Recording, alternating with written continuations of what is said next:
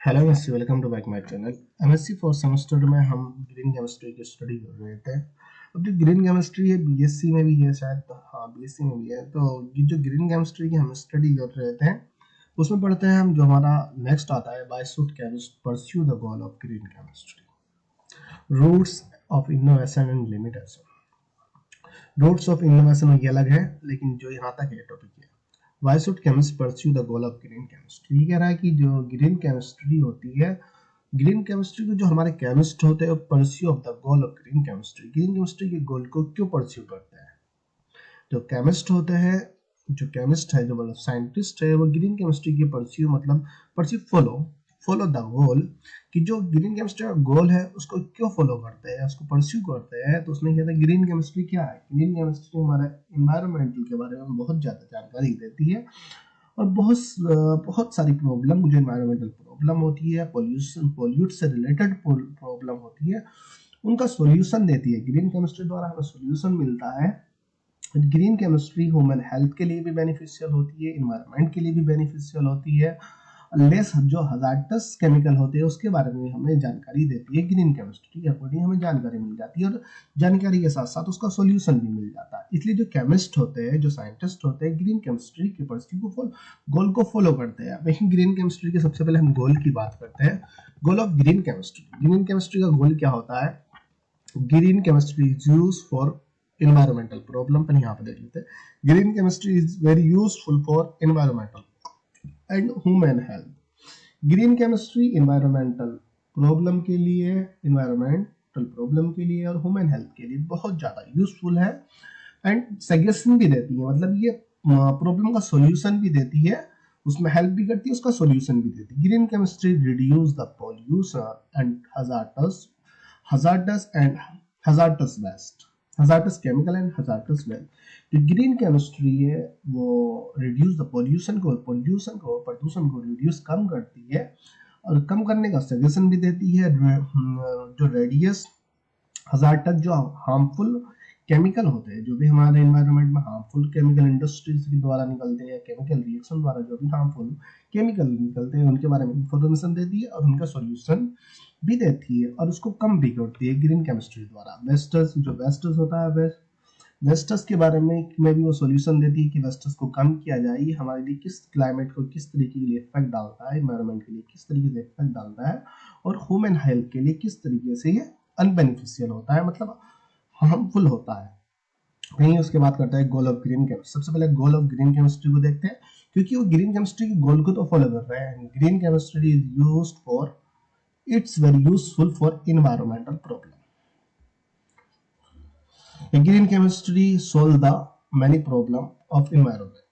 Green chemistry बहुत सारी problem को, एनवायरमेंट की बहुत सारी प्रॉब्लम को सोल्व करती है। Use the less hazardous chemical, वो जो केमिकल हजार्डस केमिकल होते हैं एनवायरमेंट में, उसको कहती है कि हमें हजार्डस केमिकल का यूज बहुत कम करना चाहिए या टॉक्सिक प्रोडक्ट को हमें फॉर्म नहीं करना चाहिए। ये इसको मैंने प्रिंसिपल में पढ़ा हुआ है, इसको पीछे से देख लीजिए चाहो तो आप। फिर उसके बाद डिजाइन द केमिकल प्रोसेस। वो कहता है कि जो केमिकल रिएक्शंस होती है हमें इस तरीके की डिजाइन करने चाहिए जो एनवायरनमेंट के लिए ज्यादा इफेक्टिव ना हो, ज्यादा हजार्डस ना हो, ह्यूमन हेल्थ पे ज्यादा इफेक्ट ना डाले, क्लाइमेट में ज्यादा चेंजेस ना डाले। तो इस तरीके की chemical design the chemical process, हमें केमिकल प्रोसेस को इस तरीके से डिजाइन करना चाहिए। जैसे इंडस्ट्री में वर्कर होते हैं तो हमें टॉक्सिस, वहाँ पे बहुत ज्यादा वहाँ का एनवायरनमेंट बहुत ज्यादा टॉक्सिस होता है, तो हमें टॉक्सिस केमिकल का यूज ना करके और तरीके के केमिकल ले लेने चाहिए जिसकी वजह से वहाँ पर टॉक्सिस एनवायरनमेंट ना हो। बट ऐसा नहीं हो पाता है क्योंकि जो रिएक्शन, इसी वजह से बहुत सारी लिमिटेशन भी है, लिमिटेशन में बाद में बता दूंगा। क्योंकि जो रिएक्शन जिस एलिमेंट्स के द्वारा होनी है या जिस सब्सटेंस के द्वारा होनी है उसी के द्वारा होती है। हाँ, स्मॉल क्वांटिटी या लार्ज क्वांटिटी ली जा सकती है, मतलब स्मॉल क्वांटिटी ले लीजिए, लार्ज क्वांटिटी ना लेकर। तो डिजाइन द केमिकल प्रोसेस के बारे में बताता है, ये भी मैंने लास्ट वीडियो में पढ़ा था, प्रिंसिपल में आपको मिल जाएगा ये।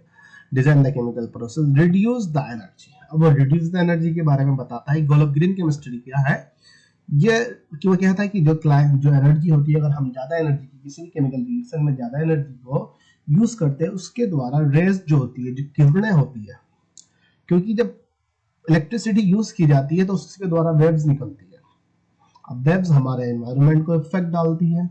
अब जैसे बड़े बड़े टावर लगे हुए, देखा ना आपने टावर पे जो टावर पे अब जिस चीज एक इलेक्ट्रिसिटी प्रोवाइड कराई जा रही है, इलेक्ट्रिसिटी की वजह से रेज निकल रही है, रेज की वजह से एक दूसरे कनेक्शन करते हैं जिसके हम फोनों पे बात कर लेते हैं।